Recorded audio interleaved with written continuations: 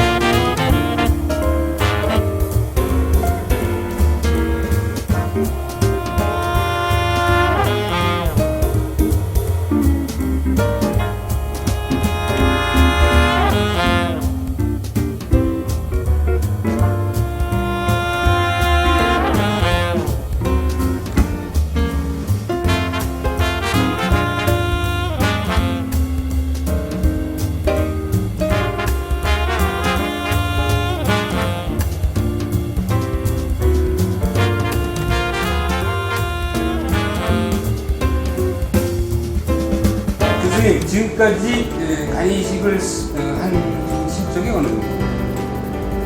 3,500개 정도. 어쨌든 교수님은 외과 계열 쪽으로만 딱 생각을 하고 계셨. 그래서 치프가 가운을 팍 풀어치고 그냥 막 풀라면서 회전할 때 하는데 그런데 혼나고 있더라고요.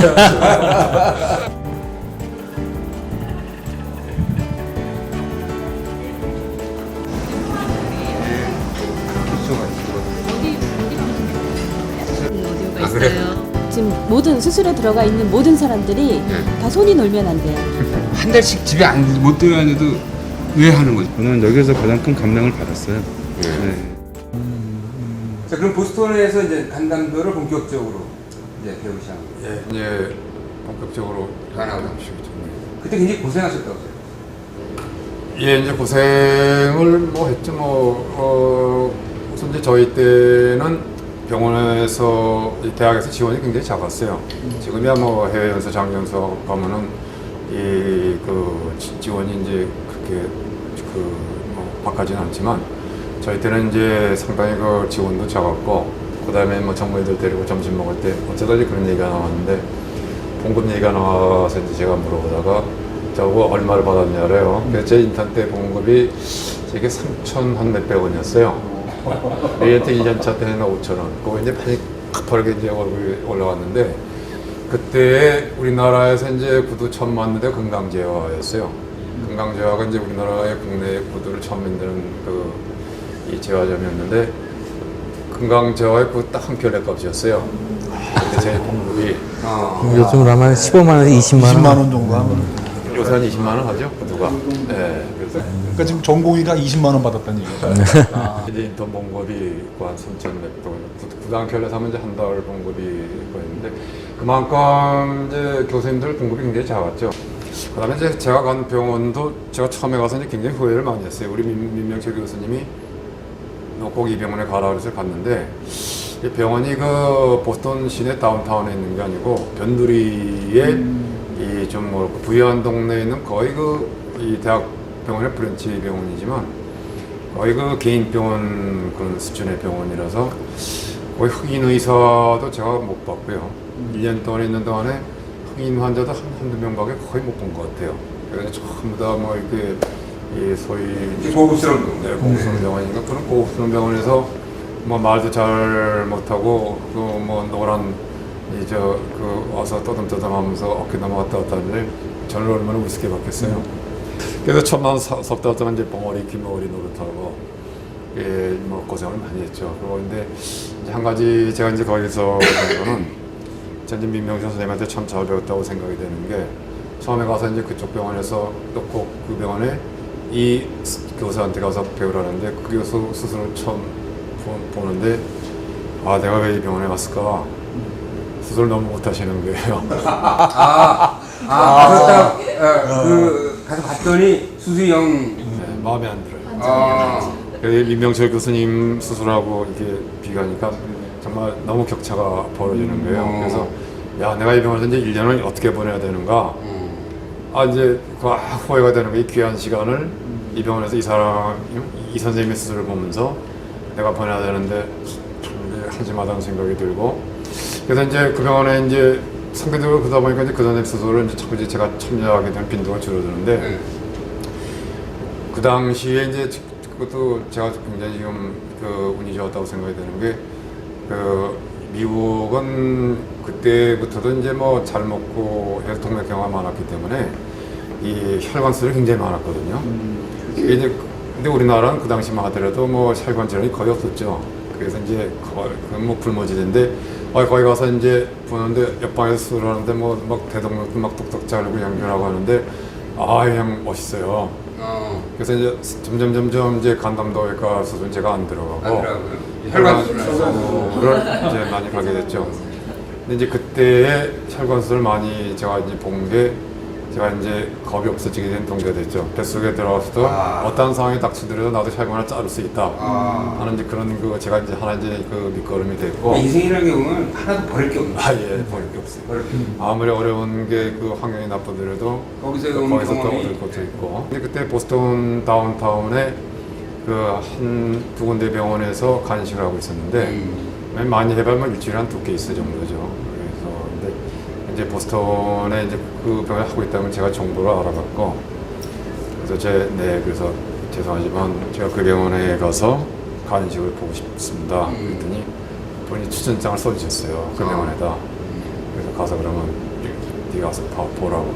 그래서 이제 그 있던 병원에서 제가 이제 다운타운을 갔는데 그 일주일에 이제 한 2번 정도 간식이 있는데 간식 있는 날만 가는 거예요. 아니죠. 이제 병원에 이제 옮긴 거죠. 완전 옮겼어요. 네. 근데 그때는 간식이 뭐 하는지 모르죠.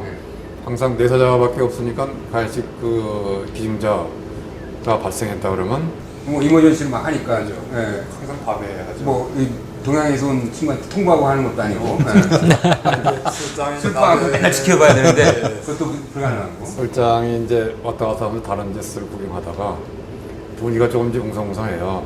벌써 이제 예, 그러면 이제 제 술장 간호사한테 바빠지는, 뭐 있을 것 같냐 그러면 있을 것 같다 그러면 이제 그날은 이제 집에 안 들어가고 이제 병원에서 이제 지키고 있는 거죠. 그러다는데 뭐 그냥 항상 도너가 다 간식할 수 있는 건 아니니까 되게 한 서너 번에 한 번 정도만 이식을 할 수 있고 나머지 한 2-3번은 캔슬되는 거죠. 그러면 이제 그때 그 처음 간이식이라는 걸 보신 거예요? 예, 그래서 1987년에 이제 그 보스턴 다운타운 그 병원에서 병원에서 이제 간이식. 그때 느낌이 어땠어요? 뭐 아주 멋있었죠. 제 기억에 멋있었어요. 그때 막 그 하면서 이 노트에다가 수술하는 거를 그 메모하고 뭐 그런 얘기를 제가 책에서 한번 읽은 것 같아요. 굉장히 중요합니다. 예. 그래서 이제 우리가 이제 서전들이 수술할 때 항상 이 머릿속에 한번 예습을 하고 들어가야 되거든요.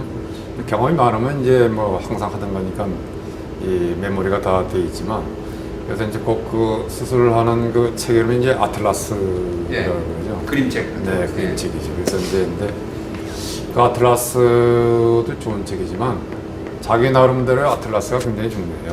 네, 그래서 자기의 경험을 적어놓은 아틀라스가 굉장히 중요해요. 느낌이 들어간.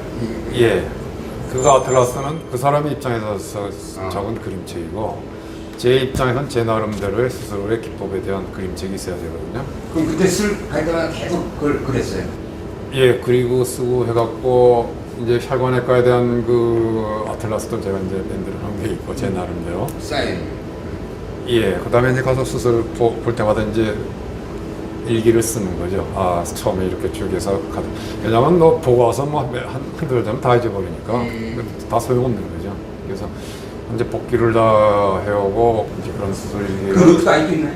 보관돼 있나요? 예, 보관돼 있죠. 제가 제 하나의 그 메모리를 해서 제가 이제 저희 전공의들한테 제가 이제 강의를 해줄 때 저희 외과에서 이제 그 서전스 클럽이라는 그런 그 일주일에 한 번씩 하는 전공의 3-4년차 시니어만 대상으로 서전스 클럽이란 토요일에 1시간 강의가 스페셜 렉처가 있어요. 네, 스페셜 렉처가 있는데 제가 이제 강의는 나의 수술 일기를 쓰자. 토픽이 그거예요. 제가 그래서 전공의들한테 특히 야단 맞은 거 내가 왜 야단을 맞았는가 우리 선생님한테 꼭꼭 쓸 일기를 써라. 그래서 네가 이거 읽어보 다음 수술 들을 때 네가 읽어보면 그건 너한테 영원히 불어있는 이 인력이 되는 거다. 그러니까 그걸 쓰므로 인해서 수술장에서 한번 자기가 이제 경험을 하고 수술 끝나고 다시 그 브레인으로 자기가 다시 한번 또 수술을 하는 거예요. 자기 진짜 머릿속에서 한 자기가 번. 진짜 네. 되는 거예요. 그다음에 자기가 똑같은 케이스를 잡혔을 때 그 노트를 펼쳐보는 게 다른 사람이 쓴 아틀라스보다 내가 쓴 자기가 쓴 그 아틀라스 그림책을 보는 게 자기의 큰그저 거기에 뭐 이렇게 무슨 다른 잡담 같은 것도 안 썼나요? 뭐 배고프다, 뭐 언제 끝나나, 언제 끝나나. 뭐 이런 어떤 그 당시 어떤 소회 같은 것도 이렇게 써 있을 것 같은데요. 배고프다 뭐 그런 건 없지만요. 네. 거기다가 이렇게 해서 환자가 잘못됐다. 아, 평가. 다시는 이런 실수를 하지 말아라. 뭐 그렇게 제가 빠른 거쓴 것도 있고. 아. 뭐 그런 잡담은 아니지만 저한테는 저 외과에서 굉장히 느낌을 귀중한 얘기죠. 그래서 수술의 과정도 쓰지만 제 느낌도 쓰는 거죠. 그래서 수술 일기죠. 나의 수술 일기를 꼭 쓰자. 그다음에 내가 왜 야단 맞았나 우리 선생님한테 민병 선생님한테 내가 왜 야단을 맞았는가.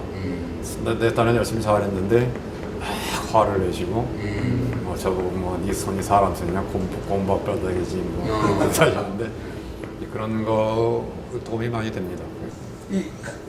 가장 기억나는 실패담은 뭐 실패담 뭐 여러 번 있죠. 그러니까 지금 이 술기상으로 이렇게 그 당시에 가장 제일 소외되는 저 뼈저리게 글쎄 뭐 뼈저리게 느끼는 케이스들이 그냥 과거의 일이니까요. 뭐 다들 이해하실 거라고. 공소시효도 지나고. 다 이제 기간이 다 지나고 있지만 여러분들한테 죄송한 마음이 많이 있는데 제가 이제 제일 지금 크게 이제 저한테 크게 좀 힘들었던 거는 젊은 스태프로 있을 때에 그때 80이 넘으신 할머니셨는데 그때 이제 수술을 제거하고 요즘은 이제 그 드레이너를 해서 이제 뱃속에 이제 수술하는 뭐 이렇게 뭐 노폐물 뭐 이렇게 주위에 뭐 염증 같은 게 보이잖아요. 그래서 밖으로 뽑는 이제 그 배관을 갖다가 뽑는데 저 날카로운 창 같은 침으로 해갖고 이제 밖으로 배관을 뽑기 때문에 그냥 이제 이제 안전한데 과거에 이제 그런 게 없었어요. 그래서 이 복병 옆에다가 이제 칼로 이만큼 이제 구멍을 째고 호스를 그래서 이제 켈리라는 깔고 같은 기계로 이제 막 무식하게 넓혀갖고 구멍을 벌리죠. 그럼 이제 안에서 이제 근육도 찢어지고 잘못하면 혈관도 찢어지거든요. 그래서 이제 그걸 하고 수술은 잘 됐어요.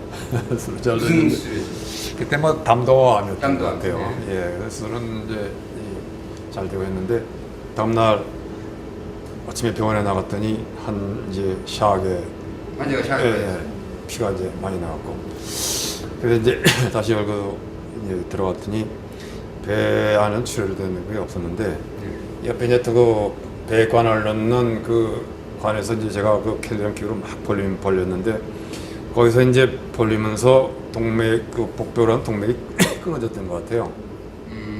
근데 이제 동맥이라는 게 이제 탄력성이 있고 하기 때문에 어떤 경우에 이제 제가 수술할 때 보면은 수술할 때 이렇게 잘랐을 때에 정맥은 자르면 자르는데 그 자리에서 출혈하게 돼 있는데 동맥은 이게 이제 탄력성 있는 혈관이 하기 때문에 갑자기 이렇게 자르게 되면은 다른 앉으면 가끔씩 이게 수축이 돼요. 자율신경이 근육이 수축이 되면서 안 일어나죠. 착각하는 거. 그러니까 이제 서준은 착각하죠. 아 이거 뭐 동네 안 잘랐다 이렇게 그렇게 보이지 않으니까. 피가 없이. 어쨌든 피가 멎었다 예. 생각을. 그래서 이제 보니까 이 복벽에서 이제 피가 펌핑하고 있어요. 근데 이제 그래서 이제 내가 이제 연세가 80이 넘고 하시니까 뭐 이제 신장도 금방 망가져 나가고 그다음에 이제 폐렴도 오고 그래서 한 며칠 만에 이제 돌아가셨거든요. 근데 이제 그분이 그때 병원에 VIP 친척이셨어요. 근데 그래서 제가 이제 그때 굉장한 이제 스트레스를 많이 받아서 그때 제가 이제 원형 탈모증이 생겼어요.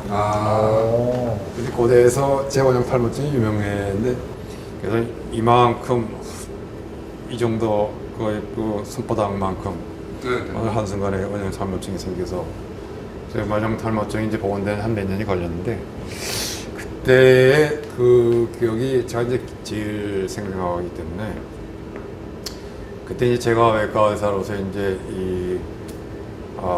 이제 큰 뭐랄까 갈등 뭐 그런 거 이제 죄책감 그게 시발이 된 거죠. 그 후에도 이제 뭐 여러 가지로 이제 결국은 외과 의사, 뭐 내과 선생님 마찬가지지만 경험이 이제 굉장히 중요하죠. 경험이 중요하고 제일 중요한 건 이제 똑같은 그런 그 실패를 반복 안 하는 게 이제 제일 중요하죠. 그래서 처음 하신 게 언제? 92년 8월에 처음 있죠. 그래서 뇌사자 발생했다는 거 이제 가신 거죠, 병원. 예, 그래서 처음에 이제 92년 8월 그때 한 8월 10 며칠인가 제가 일주일 간격으로 연달아 두 번을 수술했는데. 그러니까 1번, 2번을 이제 일주일 간격. 예, 일주일 간격으로 92년 8월 했는데 처음에 그 인천 종합병원이었는데 거기서 뇌사자가 발생했다 그래서 제가 이제 갔어요. 갔는데 그쪽 병원에서 수술 준비가 다 돼 있다. 마취 선생님도 다 준비가 돼 있다. 네, 간 때려 가신 거예요. 예, 데려간 거예요. 그래서 이제 갔더니 마취과 선생님이 안 오시는 거예요. 술장에 옮겨서 뇌사자 분이라도 산소 공급해야 되는데 빨리 그렇죠. 일주일에 한 번 번씩 해야 되는데. 간의 상태 유지할 수 있는데. 그래서 마취과 선생님이 한 3시간 기다려도 안 나오시고 그래서 그러면 이제 그쪽 이제 저한테 주선해주신 신경외과 선생님도 와주셔서 그러면 뭐 인천 시내에 그 마취과 선생님이 아무 분을 연락해보자. 근데 아무도 다 안 하시겠다고. 그게 법적으로 그때까지만 해도 살인이라고 그렇죠. 주장은 주장이 되니까 안 하는 거군요. 제가 몰랐죠 그거를. 그래서 이제 아무도 안 오셔서 다시 아산병원에 마취과 선생님 저희 펠로 선생님을 오시라 그래서 여자 선생님이셨어요. 그래서 지금 이제 인천 가천대 길병원에 계신데 오시라 그래서. 그러니까 이 장기 이식이 합법화된 거는 99년이고 이제 2000년에 시작했고 92년 당시에는 논란은 있었지만 그 장기 이식을 법적으로 살인이라고 한다고 해도 뭐 대항할 만한 상황은 아니었단 말이죠. 그러니까 마취과 선생님이 안 온 거고 그런 논란에 끼어들고 싶지 않은 거예요. 그 사이에 간 상태는 계속 나빠지고. 그래서 결국은 딜레이가 돼서 제가 그 병원에 밤 한 10시인가 11시 도착했는데 그 다음날 새벽 5시에 이제 뇌사 장기 적출을 시작했어요. 됐어요. 네, 그래서 이제 차에 그 장기를 이제 아이스박스에 넣어서 병원에 이제 브라브라 와서 환자분을 이제 스탠바이 시켜요. 개복을 해서. 굉장히 떨렸을 것 같은데요. 긴장돼요. 글쎄 뭐 크게 지금 기억이 긴장했어 뭐 그렇다는 기억은 별로 없고요. 자, 그래서 이제 하던 대로 이제 했습니다. 그래서 그 환자 어떻게 됐어요? 첫 번째 분은 이제 한 2개월 조금 전에 돌아가셨죠.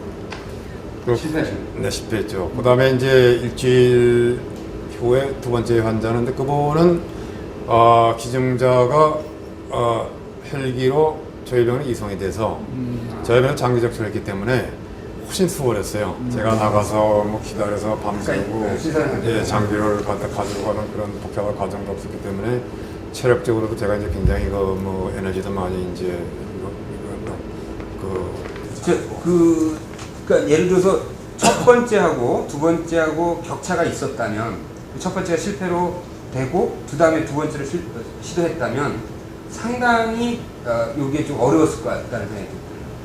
그러니까 첫 번째하고 두 번째가 격차가 짧았기 때문에 두 번째가 살아가는 것도 보고 첫 번째가는 좀 아쉽게도 그렇게 됐지만 첫 환자만 하고 실패했다면 아마 제가 좀 많은 두려움도 느꼈을 텐데 지금 연달아 두 번이 일주일 간격이 있었고 지금 제가 생각하면 첫 번째 환자도 뭐 지금 생각하면 다 살 수 있었던 환자였는데 서로 관리에 이제 문제점이 많았어요. 첫 케이스고 경험도 없고 그 당시에 뭐 간식했다라니까 가운링도 안 하고 무균이라는 개념이 없어갖고 뭐 온갖 과에 그 관련된 선생님은 전부 다 와서 다 이제 저를 격려해주고 같이 참여해주고 도와준다는 뜻에서 했는데 거기서 강의도 되고 그게 엉망이 나쁜 영향을 주는 거야. 굉장히 더럽잖아요, 가훈이.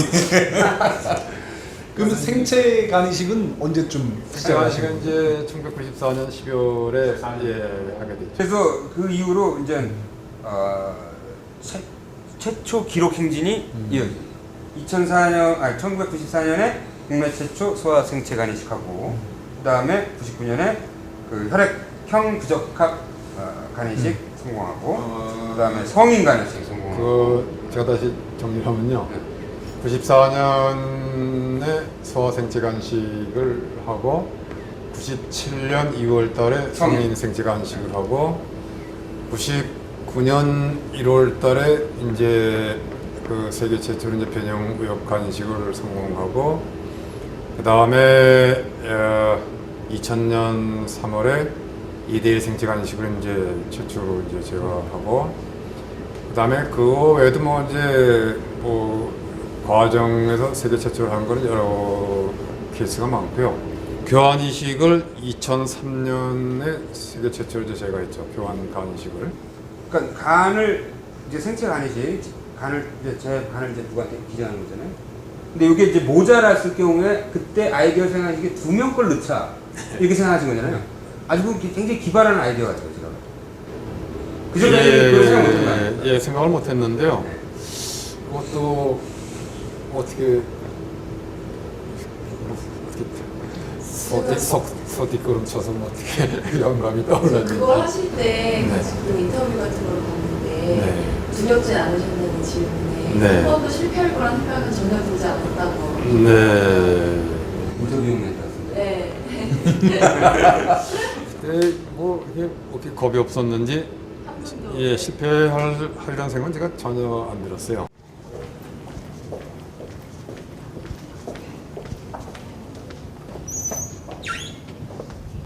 하이 선생님. 네, 안녕하세요. 네. 오래간만에 뵙습니다. 네. 안녕하세요. 안녕하세요. 네. MRI를 맨 처음에 이승준 교수님이랑 어떻게 인연을 1992년도였는데요. 저는 그 당시에 내과병동에 수간호사로 있었어요. 저희 병원에서 장기이식을 좀 중점적으로 해보자 그러면서 장기이식 팀을 만들었거든요. 그래서 과장님께서는 그때 간이식 팀장이셨고 저는 처음 발령받은 코디네이터로서 독일로 한 팀으로 해서 연수를 가게 됐습니다. 그때만 해도 이 장기 이식에 대한 그런 개념이 우리나라에 있죠. 없었죠. 간이식은 서울대병원에서 한 명을 했었던 때긴 하지만 일반적으로 간이식에 대한 개념도 없었고 내사에 대한 개념도 없었고요. 저도 간이식이라는 걸 전혀 본 적도 없고 그래서 독일에 가서 보고 이제 우리도 이렇게 준비를 해야 되겠구나 그렇게 배우고 왔습니다.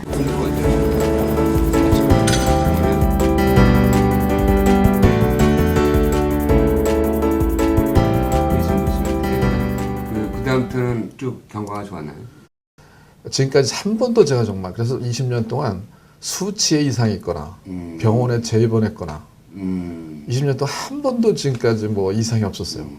수술실에 자주 오셔서 대화를 많이 나눴어요. 그러면서 근데 어떤 게 저 삶을 미쳤는가 하면 수술하고 나서 병실에 오셨는데 주일날 교회 갔다 주일날 오후에 오셨더라고요. 병실에 오셔서 자기는 그 소원이 기도 제목이 일본의 어느 의과에서 유명한 자기가 존경한 분이 수술하다 죽는 게 소원이라고 했대요. 생명을 살리다 죽는 게. 나도 수술하다 죽는 게 소원이다 이런 얘기를 하시는 거예요. 근데 그게 저한테 엄청 충격이었어요. 저는 이제 가장 좋아하는 게 불광불급이라는 단어를 좋아해요. 미치지 않으면 다다르지 못한다. 이 사람 여기에 미쳤구나. 이준 쌤은 이 간이식 수술해서 이 생명운동에 미쳤구나. 생명 살리는 데 이제 그 생각이 드는 거죠. 수술이라는 게 상당히 창의적인 아이디어가에서 출발하지 않습니까?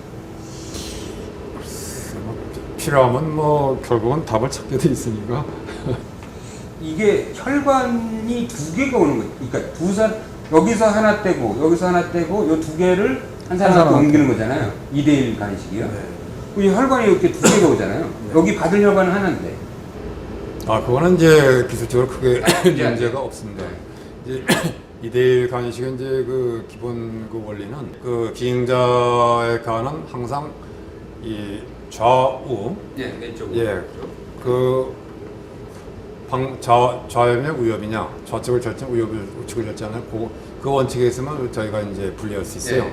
그러니까 이제 뭐 간이 있으면 50% 이렇게 균등하게 분리하는 게 아니고 그래서 근데 이제 사람이 그 태어날 때 얼굴 생김새가 다른 것처럼 예.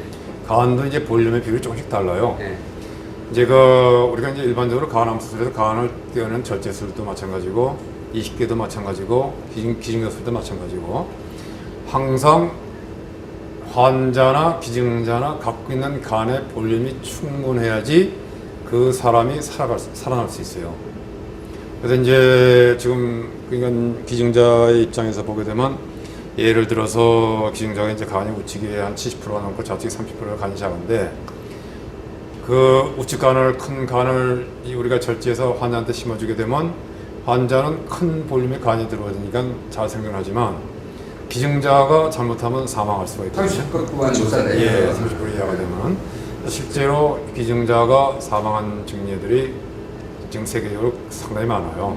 미국도 상당히 많이 있고 대개 다 그런 그 욕심을 부렸기 때문에 이제 기증자가 사망하게 되는 거예요. 기증자는 정말 순수한 의도로 나선 건데 기증자는 건강한 사람이니까 건강하고 순수한 의도로 그걸로 사망한다는 거는 생체 이식의 가장 중요한 것 중에 하나가 절대 공여자한테 피해가 가면 안 되거든요. 그럼 아니 제일 큰 이슈가 기증자 안전이 첫째거든요.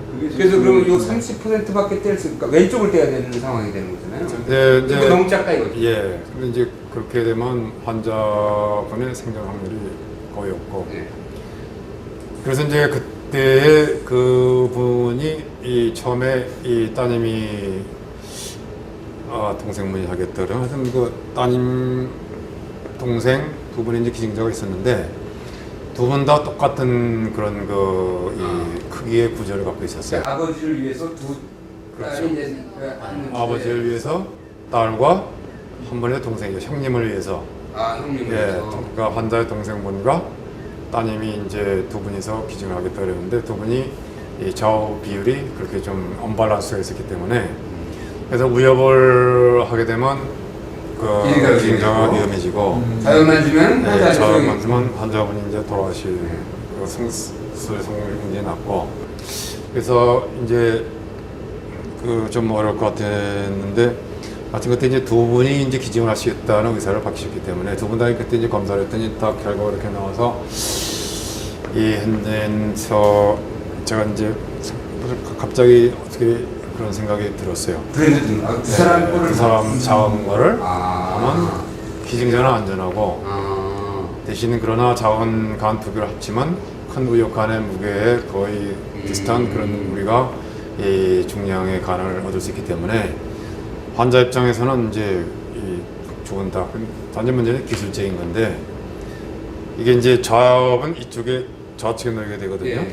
그러니까 이제 둘 중에 둘 다 좌엽이니까 하나는 원래 자기 포지션대로 들어가면 돼요. 좌측에. 그렇죠. 왼쪽에 예. 왼쪽에 넣으면 되고. 근데 좌측에 있는 걸 어떻게 오른쪽에 놓게 되느냐? 예. 좌측에 있는 걸 그대로 놓게 되면은 반대 방향이 들어. 예 반대 방향이 되기 때문에 혈관을 연결할 수가 없어요. 근데 이걸 어떻게 연결해야 되느냐? 예. 생각해 보니까 이제 제가 뭐 이렇게 그림을 그려갖고 이제 생각해보니까 이게 뒤집으면 될 것 같아요.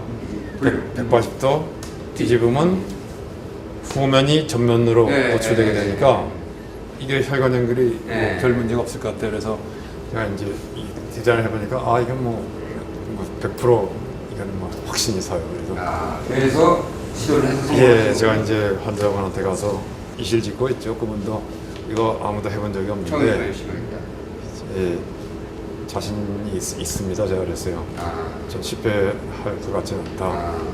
그럼 저한테 하루 시간을 달라고.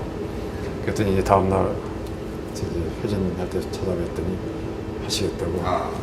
그래서 이제 그럴 때 그 약간 이건 에피소드 좀 아마 시청자분들이 좀 궁금해하실 것 같은데요. 이분 이제 두 명한테서 이렇게 띄어서 갖다 붙이는데 갑자기 한 명이 안 하겠다 그러면은 혹시 그런 적은 없었나요? 이제 우리나라가 보면은 이 가족 관계가 굉장히 끈끈한 것 같아요. 그래서 이 두 분이 하면서 할 때 안 하겠던 분은 그렇게 많지 않았던 것 같아요. 오히려 두 분이 같이 하시기 때문에 서로의 그 뭐랄까 의지, 격려. 의지 그러네. 네, 그런 게 있어서 그 환자분은 오른쪽 간은 뭐 동생 간, 왼쪽 간은 딸 간, 그 두 개의 간을 갖고 이제 사시는 거예요. 그 교환이식도 했는데 사실 교환이식의 개념이 뭐죠?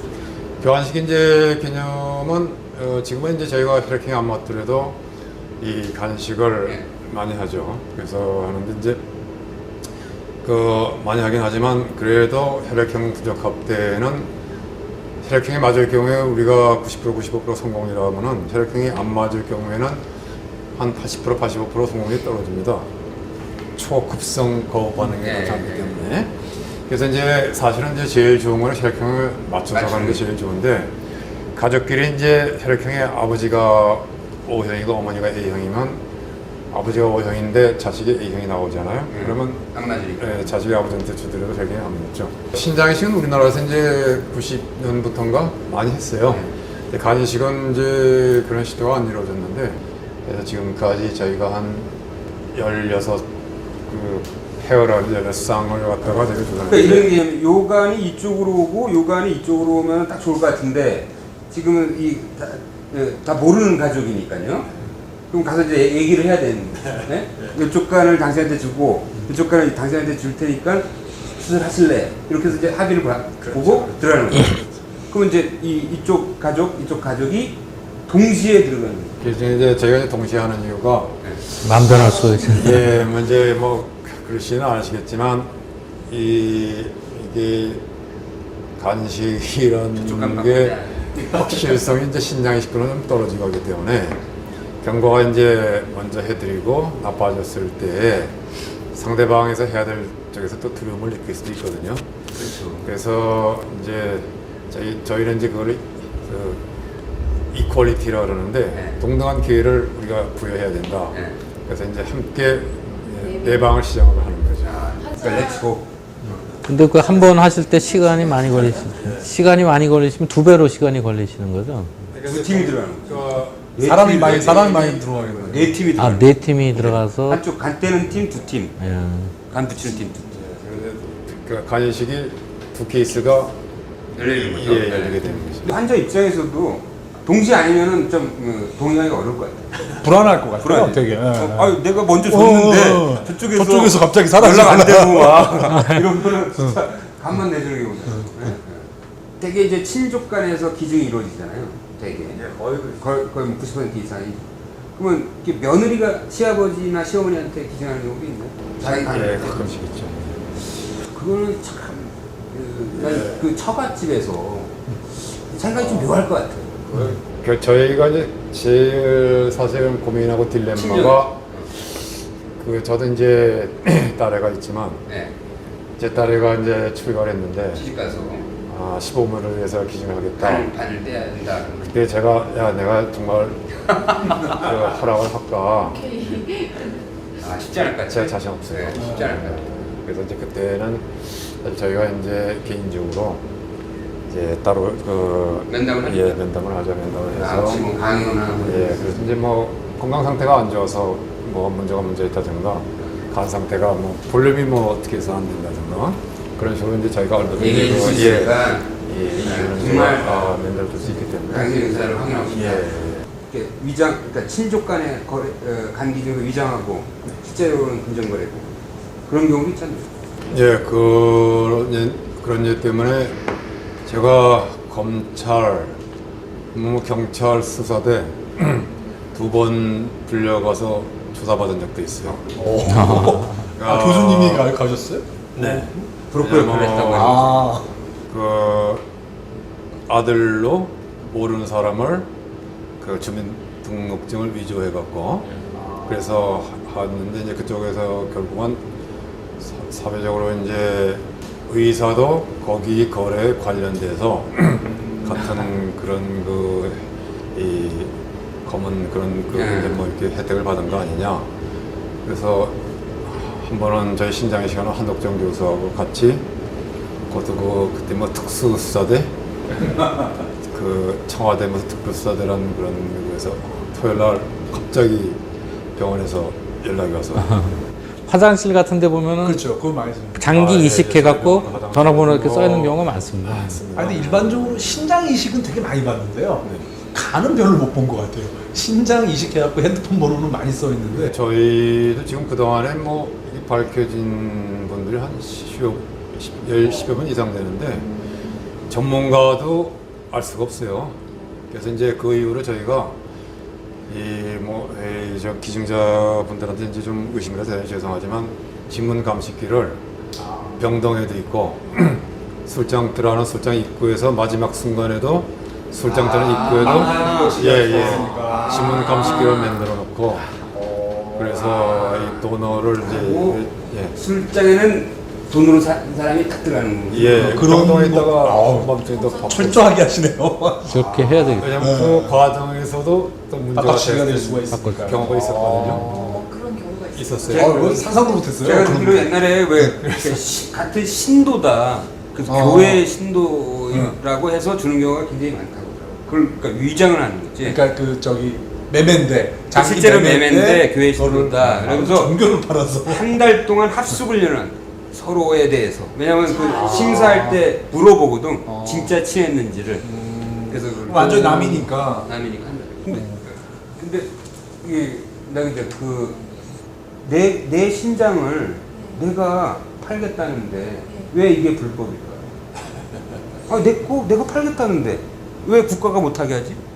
이런 생각 안 들어요. 그거에 대한 세금 낼 기준이 없었어요. 세금에 대한 이게 이제 국가 법리학적으로는 저도 변호사한테 물어보니까요. 이게 이제 인간의 몸은 국가 거랍니다. 법 철학상. 그래서 이게 국가 허락 없이 몸을 팔면 안 돼요. 그러니까 자살 방조죄가 있는 것도 국가 건데도 방조했다. 뭐 이렇게 되는 거죠. 그러니까 이게 국가한테- 개인죄라는 게 아니에요. 국가한테 허락을 받아야 되는 건가요? 그러니까 합법적인 수준에서 국가가 허용하는 수준에서 장기 이식만 가능하지 내가 스스로 내 거라고 생각하고 장기 이식을 주면 안 된다. 돈을 받거나 이러면 안 된다. 그럼 제가 제 몸을 굉장히 아껴야 되겠네요. 공적 존재야. 공적 존재네요. 아니 또 기증하려면 몸도 간도 건강해야 되는 거야. 근데 영화 같은데 보면은 이렇게 장기 밀매해 갖고요. 그래갖고 이제 몰래 사람을 또 그 납치해서 장기를 밀매하고 그래서 또 이식을 해주는 의사가 나타나고 그런 게 가능할 수 있겠습니까? 그거가 이제 그 국제적인 지금 이슈인데요. 특히가 뭐 개발도상국 어느 나라는 제가 말씀드리기 좀 그렇지만 그런 일이 그 상당히 빈번하게 일어나고 있고 중국은 이제 대부분 이제 그 뭐 내사 그러니까 이제 이 죄인들을 이용해서 하잖아요. 근데 중국 정부에서 이 생체 간이식을 거의 권장을 안 하거나 못하게 하는 그 자치주가 많아요. 그렇게 이식받으러 중국으로 예전에는 많이 가지 않았습니까? 예전에 많이 가고 저 한 3년 전쯤에 조금 좀 중국에서 이제 선언했어요. 외국 환자들은 중국 가서 이식을 못 받는다. 왜냐하면 자기네 대외적인 이미지가 너무 나빠지고 하기 때문에 그러다가 다시 한 2년 전부터 다시 옛날 식으로 돌아가서 많이들 가십니다. 그러니까 내가 그러니까 중국인으로 위장하는 거야. 브로커가 있어가지고. 그러니까 뭐 왕서방으로 이전. 아니 그러니까 그렇게 중국이 선언을 한번 해가지고 갑자기 우르르 갔었어요. 한국 분들이 그 저희 병원에서도 지금 환자분들이 이제 못 받는다고 막 돈 다 끌어당겨 갖고 막 굉장히 많은 수가 갑작스럽게 빨려 나간 적이 있었는데. 그러니까 이게 이 인간의 간이라는 게 위대하다는 나는 그런 생각이 드는데 대체할 수 없는 거예요. 대체할 수 없죠. 인간의 간 아니면 대체할 수 네, 없어요. 아직까지는 대체할 수 없죠. 제가 정형외과에서 이제 요즘 그 화두로 떠오른 게 이제 줄기세포입니다. 연골 손상 있는 사람들 줄기세포로 해서 연골을 배양 이식해주고 또 이제 제대혈에 있는 줄기세포를 연골만 분화되는 거를 갖고 주사기로 넣어주고 그런 걸 하는데요. 우리 박 교수 인터벤션 많이 하고 있는데 간동맥에다가 그 해갖고 줄기세포를 뿌려서 그 뭐 손상된 간이나 그런 그 간염으로 이제 시로시스가 심한 그런 걸 살릴 수 있는 그런 가능성은 혹시 없을까요? 지금 저희 그 간 쪽도 지금 제일 그 큰 이슈고 지금 이 그 매력의 이 대상이 지금 줄기세포거든요. 지금 연구는 이제 활발히 되고 있는데 조금씩 논문에 나오고 있는 것 같더라고요. 물론 그게 되면 뭐 이식이 필요 없죠. 이 간경화 완전히 말기고 간암 있고 하여튼 뭐 거의 사경인 사람이 이 젊은 사람의 간이 들어가면 어떻게 돼요? 정말 아까 말씀드린 드라마틱하게 좋아지죠. 어느 정도 들어갔어요? 되게 저희 케이스 보면은 한 30% 정도 환자분들이 이제 그 중증 환자분들이 많으신데, 예를 들어서 이제 장시간에 그 복잡한 수술을 받게 된 그 과정이니까 건강 상태, 그 다음에 수술 그 자체가 환자한테는 충격, 그 다음에 수술 후에 또 문제가 일반 암 환자는 이제 뭐 항생제수 회복되기만 해주면 되지만 간 환자는 이제 들어온 간이 내게 아니기 때문에 거부 반응을 막기 위해서 면역 억제제를 투여해야 되거든요. 이 면역 억제제가 들어오게 되면 안 그래도 환자의 면역력이 떨어져 있고 아주 정말 연약한 상태가 면역 억제제를 복용함으로 인해서 자기 면역 상태는 더 망가져나는 거죠. 그럼 감염이나 이런 게 노출되는 확률이 훨씬 높아지는 거죠. 그러니까 그야말로 정말 이 살얼음 판을 걷는 거예요. 그래서 그러한 그 어려운 과정을 거쳐서 환자가 정말 복수도 다 빠져서 이 아주 건강한 모습으로 한 뭐 3, 4주 후에 걸어서 태어난다. 그거는 정말 드라마틱한 거죠. 그러니까 그거는 그 치료하는 의료진, 뭐 젊은 뭐 우리 저 선생님들이나 간호사들도 마찬가지고 정말 그 굉장한 보람을 느끼죠. 그래서 간이식의 챌린지를 하게 된 동기도 거기 있게 됩니다. 지금은 뭐 이제 세계적인 완전 대가 되었으니까 그때 그 하노버에서 스승했던 분이 나중에 그쪽에서 배우러 오지 않았나요? 그날에? 네. 예. 그러니까 그거를 한자숙어로 적반하장 이러는. 성스러운 것 같기도 하고. 하여튼 이제 외국에서 많이 배우는 거죠. 예, 요즘은 이제 처음에 저희가 할 때 외국에서 이제 최초로 방문한 게 저희 병원에 2003년도부터 외국 의사가 왔는데 첫 팀이 독일 의사들이 왔어요. 2003년에. 그래서 이제 주로 동남아시아, 뭐 아시아권에서 많이 왔는데 최근 한 2, 3년 동안은 이제 미국에서 굉장히 많이 오고 있습니다. 미국에서 이제 소지식이 많이 낙화됐기 때문에 서양에서는 이제 미국이 제일 많이 오고 유럽, 일본도 많이 오고. 어떻게 보면 뭐 그러니까 1980년대 후반에 보스턴에 처음 가서 간이식을 배웠던 동양인 의사가 이제는 전 세계 간이식의 메카가 돼서 이제 미국 사람도 와서 배우고 독일 사람도 와서 구경하고 이제 완전히 그렇게 된 겁니다. 앞으로 뭐 많은 걸 이루셨는데요. 뭐 앞으로의 계획이랄까요? 계획은 뭐 초심 퍼스트 마인드를 잃어오지 말아요. 오늘 좀 신랑 없는 남자 처음 대화를 간이식을 한 번도 해보지 않은 1980년대 홀로 미국 가서 독일 가서 간이식을 배우고 와서 이제는 간이식의 메카로 키운 그 한 의사의 집념이 대한민국의 전체 의료 강국을 만드는 그 과정에서 많은 환자들이 새로운 생명을 얻을 수 있다. 참 굉장히 의사의 하나의 삶이 세상을 크게 바꿀 수 있다는 모험적인 사례라는 생각이 듭니다. 오늘 교수님 너무 유익하고 진지한 얘기 감사드립니다. 예, 뭐 감사합니다. 뭐 그냥 제가 혼자 주제 나온 얘기를 많이 해서 감사합니다. 예, 감사합니다. 네.